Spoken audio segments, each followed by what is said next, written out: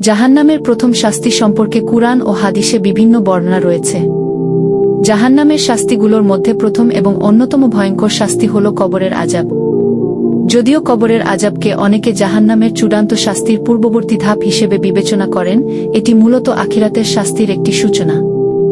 জাহান্নামের প্রথম শাস্তির কিছু বিবরণ। ১. কবরের শাস্তি।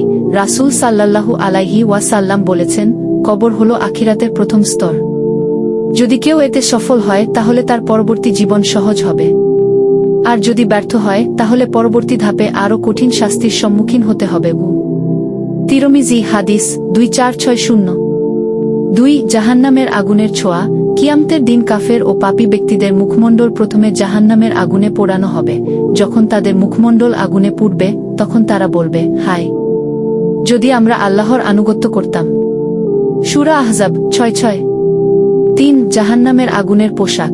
কাফেরদের জন্য আগুনের পোশাক তৈরি করা হবে, যা তাদের শরীরে ঢেলে দেওয়া হবে।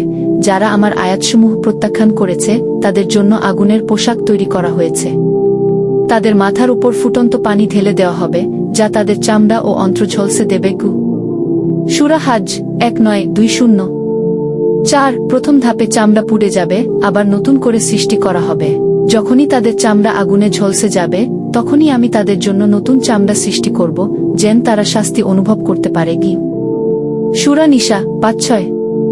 ৫. আল হুতামাহ আগুন। হুতামা হল জাহান্নামের এমন এক আগুন যা হৃদয় পর্যন্ত পৌঁছে যাবে। এটি আল্লাহর প্রজ্বলিত আগুন যা হৃদয় পর্যন্ত পৌঁছে যাবে। সূরা হুমায়াহ 6:7।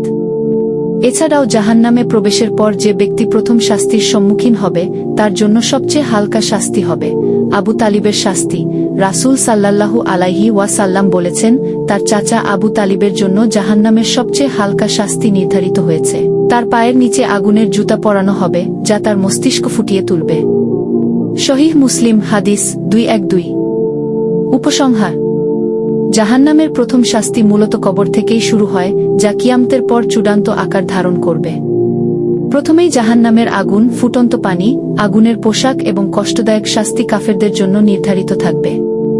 তাই আমাদের উচিত আল্লাহর ভয় রাখা, তওবা করা এবং নেক আমলের মাধ্যমে এই ভয়াবহ শাস্তি থেকে বেঁচে থাকার চেষ্টা করা।